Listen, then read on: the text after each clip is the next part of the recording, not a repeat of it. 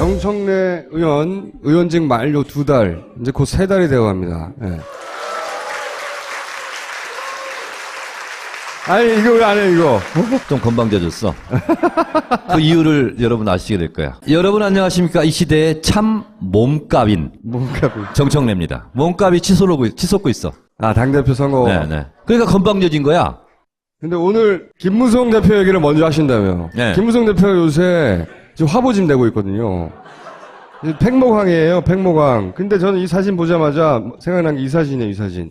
당대표일 때 세월호 관련해서 엄청나게 재수없게 불었을 뿐만 아니라 사실은 단 하나도 들어준 게 없거든요. 근데 여기 가가지고 가슴이 아프다니. 그러니까 2014년에 세월호에 대해서 발언을 한 것과 2016년에 김무성은 완전히 다른 사람이에요. 완전히 반대죠. 네.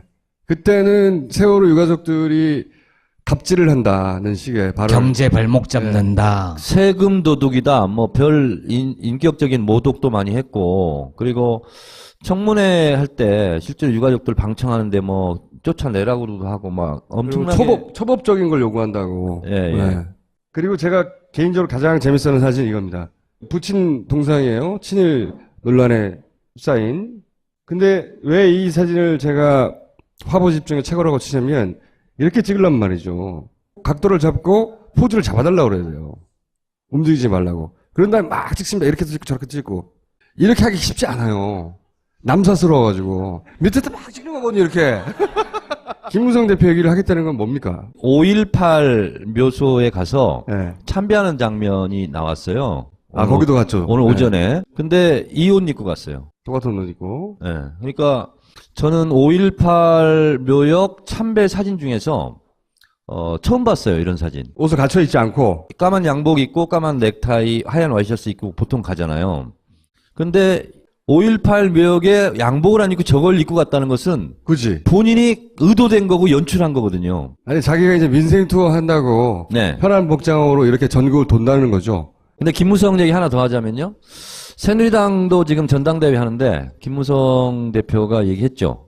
청와대가 개입하는 것은 안 좋은 일이다. 네. 자기는 개입하는 거 괜찮고. 네. 그리고 비박계가 되는 게 좋겠다. 뭐 이렇게 얘기를 하고 있는데 이미 버스 지난 다음에 살짝 비판이죠. 박근혜 대통령에 대한. 그건 뭐 특기죠, 특기. 그리고 곧장 꼬리를 내리죠. 언제나. 크게 뉴스에 나지는 않은데 새누리당 정권의 내분이 드디어 시작된 전주곡이 시작됐죠. 강만수 전 산업은행장, 전 기재부 장관이죠. 경제부총리 했던 그 집을 압수수색했어요, 어제. MB 쪽의 대선 그림이 마음에 안 드나 봐요. 그러니까 이런 거죠. 지금 이재호 전 의원은 누가 봐도 이제 MB의 측근이죠. 지금 정당, 뭐 개헌정당? 그거 추진하겠다고. 내년 초까지 만들어서. 그래서 심기를 좀 한번 건드리고 있고. 네. 박근혜 정권이 위기에 처할 때 하나의 카드로 MB 쪽 칠 것이다. 제가 얘기한 적 있죠? 지금 그런 상황이지 않을까 이런 생각을 합니다. 제 예측은 시간이 문제지 맞기는 맞아. 아니 그거 말고 제가 지금 궁금한 건 이겁니다. 그 4명 중에 김종인 대표가 마음에 두고 있는 사람이 따로 있을 것이다. 지난주에 잠깐 얘기하셨잖아요. 네. 실제로 염두에 두는 사람이 따로 있어요? 이 파파이스가 업로드 될 시점 8월 5일 날 되면 한 명이 탈락하죠. 컷오프를 한 명 하기로 했어요. 네. 컷오프는 360여 명의 국회의원, 지역위원장, 그리고 고문들, 이분들이 컷오프 선거인단이에요. 네. 아쉽게 저는 없더라고, 명단에. 의원님 지역위원장도 아니죠. 손혜원 위원장이지. 그러니까 아무것도 아니야. 보니까 그럼 몸값은요? 몸값은 되게 높잖아. 존재감은 없는데 몸값은 치솟고 있어. 그런데 이제 보통 휴가철이고 뭐 이래서 360명 중에서 200명 정도가 참석하지 않겠느냐라고 이제 예측을 하더라고요. 그러면 컷오프 되지 않으려면 최소 65명. 이제 이게 1인 2표가 아니라 1인 1표예요. 그래서 이건 완전 제로섬 게임이죠. 65표가 안정적으로 나와야 컷오프 되지 않는다. 이렇게 이제 예상들 하고 있어요. 근데 지금 그 4명 중에 다 불안한가 봐. 아, 확정적으로 65로 확보했다고 자신하는 사람이 없는 거군요. 예, 예. 그러니까 그 투표는 다음 중 누가 당대표가 됐으면 좋겠습니까? 라고 해서 투표를 하고 제일 득표수가 적은 분이 떨어진다는 거죠? 그렇습니다.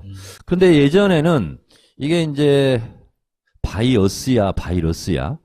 바이러스가 낀다고 그 컷오프 결과를 발표 안 했어요. 그 전자투표를 했거든요. 근데 이번엔 수개표로 해요.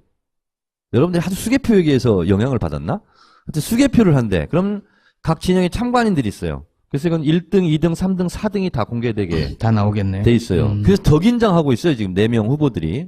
근데 360명들은 어떻게 보면 속마음을 잘 내색을 안 합니다. 특히 국회의원들 원내대표 선거가 그렇게 제일 힘듭니다. 명수는 그렇게 많이 되지 않는데 도와달라고 하면 다 도와줄 것처럼 진정성 있게 막 얘기해. 그래서 헷갈리게 만들거든요. 척을 쥐고 싶지 않으니까 네.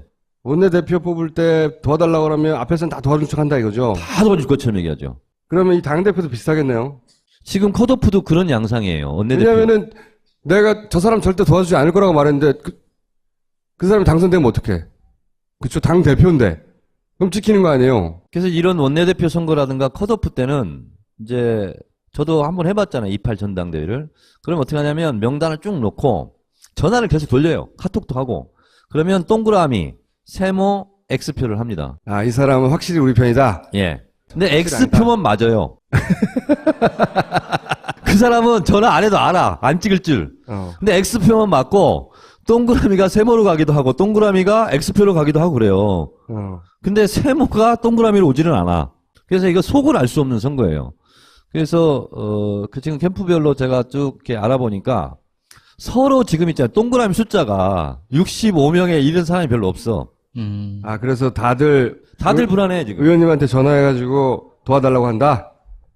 당연한 거 아니겠어? 근데 의원님이 보시기에 누가 떨어질 것 같아요? 그러니까 흔히 보면 이종걸이 떨어질 거야. 뭐 김상곤이 떨어질 거야. 네. 뭐 추미애, 송영길은 되겠지. 이건 그냥 밖에서 바라보는 사람들의 추론일 뿐이라는 거예요. 아, 그래요? 네. 실제로는 달라요? 달라요. 국회의원하고 지역위원장이라는 것은 국회의원이 된 사람이거나 국회의원이 되고 싶은 지역의 위원장들이거든요. 자기 이해관계가 직접적으로 다 관련이 있기 그렇죠. 때문에 같은 레벨로 보는 거죠, 다. 동료. 내색을 안 해. 그리고 이런 거 있어요. 예를 들어서 누가 지금 나갔잖아요. 누가 도와달라면 내가 니보다 못한 게 뭐가 있어? 내가 니 밑에 서야 되겠어? 이래서 기분 나빠서 또 내색 안 하는 사람도 있고. 같은 동료 중에 한 사람이 나가는 거니까요. 자기들 대표로. 알았어. 그냥 내 도와주면 되잖아. 이렇게 하고 그냥 말아버리죠. 말은 그렇게 하고. 내가 당신을 꼭 도와줄게 그러면 꼭 밑으로 들어가는 것 같거든. 또 그리고 속으로 생각하기에 아, 저 사람하고 나하고 비슷한 이미지여서 제가 뜨면 안 돼. 이런 것도 있을 수 있겠네. 그렇죠. 나의 라이벌이야. 라이벌 의식이 다 있죠. 예를 들면 뭐 선거운동원이 되거나 그 캠프에 무슨 뭐 직책을 맡아서 뭐 하거나 이런 것은 의원들은 좀 쪽팔려 하죠. 그러면 의원님은 그 4명의 후보들 중에 다 연락이 왔는데 그 중에 누구에게도 그래 내가 가서 도와줄게 말 안 했다는 거죠. 그렇죠. 왜 안 하셨어요? 왜? 네? 왜? 가오상하니까? 그리고 내가 좀 립 서비스라도 하면 그걸 가지고 정청래도 돕기로 했다.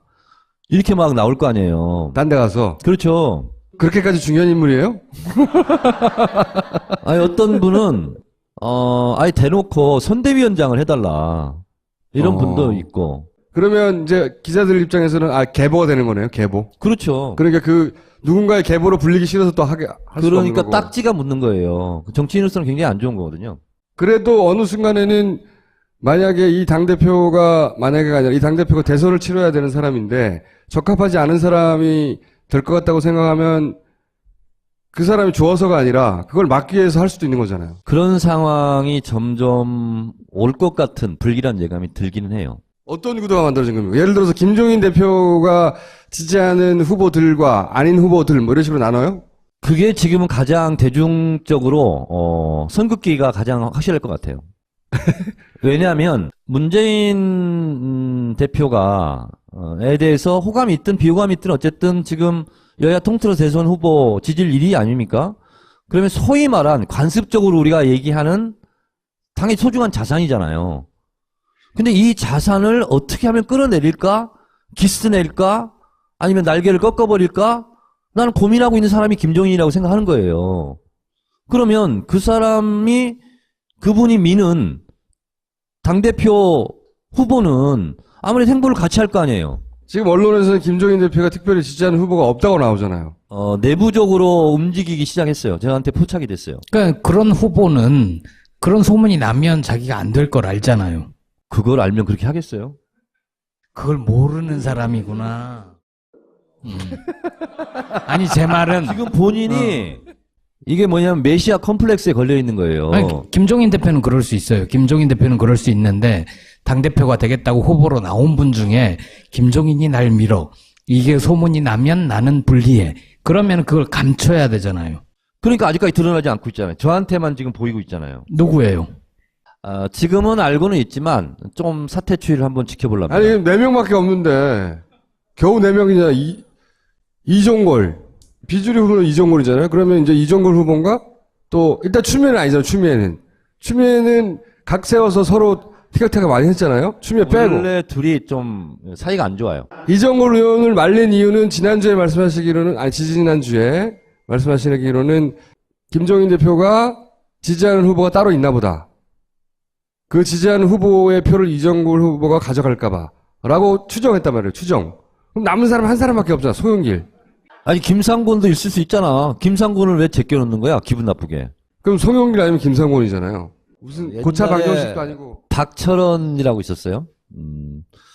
김영삼 대통령하고 각을 세웠을 때 뭐라고 기자가 물어보니까 시인도 부인도 하지 않겠습니다. 그래서 NCND. 그거 좋은 정책이더라고. 저 지금 찬스 NCND 쓰겠습니다. 아니, 겨우 4명인데. 온라인 10만 당원이 네. 이번에 당대표 선출 과정에 네. 영향력이 큽니까? 이 온라인 입당 당원들은 투표율이 보통 60% 이상이 될 거다라고 예측을 하는데 기존에 있던 뭐 국회의원 후보든 누가 끌어모았던 권리당원들은 20% 미만이거든요, 항상. 네. 투표율이. 그렇게 본다면 3만 5천 명은 몰표가 날 가능성도 많죠. 그러면 이 3만 5천 표는 사실은 이제 분석하기로는 친문 성향이 강할 것이다. 당근. 라고 추정하고 있단 말이죠. 정청래가 나왔으면 거의 99%를 찍을 그럴 표죠. 정신 차리시고요. 날씨가 좀 더워. 근데 그분들이 이제 다들 친문이라고 하니까 이번에 후보들의 특징은 이종걸 후보를 제외하고는 친문이 아니라고 말할 수가 없어요. 왜? 권리당원이 있기 때문에 또. 저 표도 가져가야 되거든요. 그런데 물밑에서는 또 그 표만으로 모자라니 김종인 그 대표하고의 커넥션도 만들어야 되겠다 생각하는 후보가 있나 보죠? 있나 봐요, 아마도. 그러면 그 후보가 사회를 얻어가면 그 후보가 싫어서가 아니라 김종인 대표가 문재인 대표, 전 대표 각을 세우는 게 대선에 도움이 안 된다고 생각해서 의원님이 나설 수도 있다는 거 아니에요? 그럴 수 있습니다. 네. 그게 영향이 있을까요? 근데 이제 이렇게 보시면 돼요. 컷오프 때는 김종인 대표에게 혜택을 받아서 국회의원 된 사람이 있지 않습니까? 특히 비례들 뭐 이런 사람들. 그래서 컷오프 때는 영향력을 행사할 수 있겠다 싶어요. 그런데 본선에 가면 지역구 국회의원들은 별로 없거든요. 우리 추호 선생을 지지하는 지역구 국회의원들은. 그래서 큰 영향은 본선에서는 미칠 수 없겠다. 근데 어쩌면 컷오프 때는 또 영향력을 행사할 수도 있겠다 이런 생각이 들어요. 들어가주세요. 네, 다음 주에 봬요. 네. 아직도 모르겠어. 괜찮을까?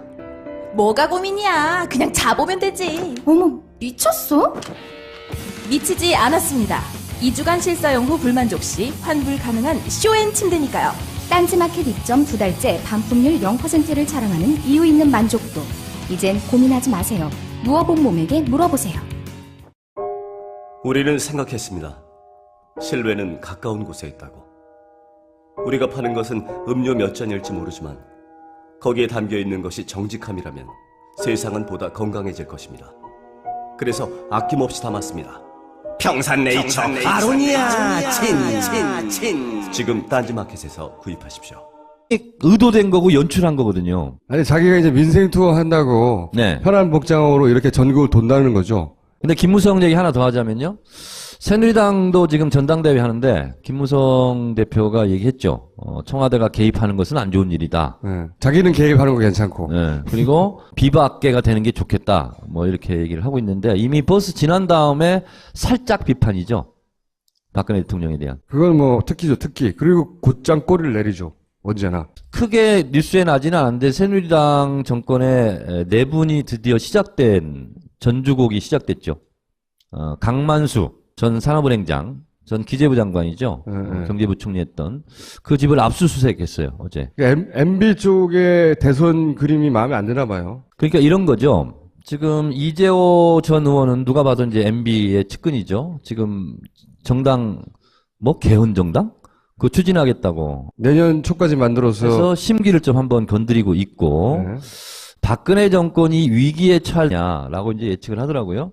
그러면 컷오프 되지 않으려면 최소 65명. 이제 이게 1인 2표가 아니라 1인 1표예요. 그래서 이건 완전 제로섬 게임이죠. 65표가 안정적으로 나와야 컷오프 되지 않는다. 이렇게 이제 예상들 하고 있어요. 근데 지금 그 4명 중에 다 불안한가 봐.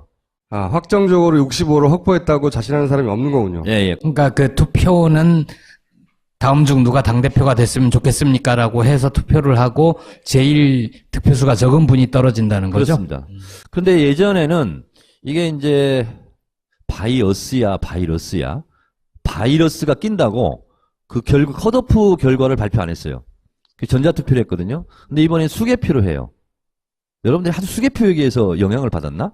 하여튼 수개표를 한대. 그럼 각 진영에 참관인들이 있어요. 그래서 이건 1등, 2등, 3등, 4등이 다 공개되게 다 나오겠네요. 돼 있어요. 그래서 더 긴장하고 있어요, 지금 4명 후보들이. 근데 360명들은 어떻게 보면 정청래 의원직 만료 2달, 이제 곧 3달이 되어 갑니다. 예. 아니, 이거 왜 안 해, 이거? 좀 건방져졌어. 그 이유를 여러분 아시게 될 거야. 여러분 안녕하십니까? 이 시대의 참 몸값인 뭔가. 정청래입니다. 몸값이 치솟고 있어. 아, 당대표 선거. 네. 그러니까 건방져진 거야.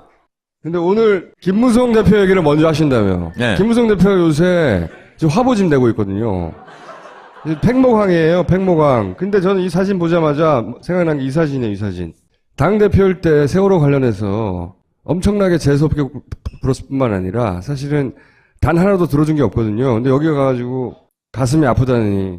그러니까 2014년에 세월호에 대해서 발언을 한 것과 2016년에 김무성은 완전히 다른 사람이에요. 완전히 반대죠. 예. 그때는 세월호 유가족들이 갑질을 한다는 식의 발언. 경제 발목 잡는다. 세금 도둑이다. 별 인격적인 모독도 많이 했고, 그리고 청문회 할 때 실제로 유가족들 방청하는데 쫓아내라고도 하고 엄청나게 초법적인 걸 요구한다고. 예.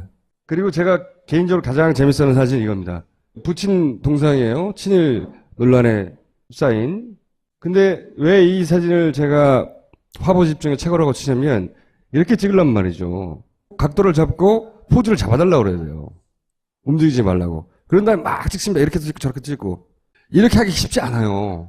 남사스러워가지고. 밑에다 막 찍는 거거든요, 이렇게. 김무성 대표 얘기를 하겠다는 건 뭡니까? 5.18 묘소에 가서 네. 참배하는 장면이 나왔어요. 아, 거기도 갔죠. 오늘 네. 오전에. 근데 이 옷 입고 갔어요. 똑같은 옷 입고. 네. 그러니까 저는 5.18 묘역 참배 사진 중에서 처음 봤어요, 이런 사진. 옷을 갖춰 입지 않고. 까만 양복 입고 까만 넥타이, 하얀 와이셔츠 입고 보통 가잖아요. 근데 5.18 묘역에 양복을 안 입고 저걸 입고 갔다는 것은 그지? 본인이 하나의 카드로 MB 쪽 칠 것이다. 제가 얘기한 적 있죠? 지금 그런 상황이지 않을까 이런 생각을 합니다. 제 예측은 시간이 문제지 맞기는 맞아. 아니, 그거 말고 제가 지금 궁금한 건 이겁니다. 그 4명 중에 김종인 대표가 마음에 두고 있는 사람이 따로 있을 것이다. 지난주에 잠깐 얘기하셨잖아요? 네. 실제로 염두에 두는 사람이 따로 있어요? 이 파파이스가 업로드 될 시점 8월 5일 날 되면 한 명이 탈락하죠. 컷오프를 한 명 하기로 했어요? 네. 컷오프는 360여 명의 국회의원, 지역위원장, 그리고 고문들, 이분들이 컷오프 선거인단이에요. 네. 아쉽게 저는 없더라고, 명단에. 의원님 지역위원장도, 아니죠. 손혜원 위원장이죠. 그러니까, 이제. 아무것도 아니야. 보니까. 그럼 몸값은요? 몸값은 되게 높잖아요. 존재감은 없는데 몸값은 치솟고 있어. 그런데 이제 보통 휴가철이고 이래서 360명 중에서 200명 정도가 참석하지 않겠느냐.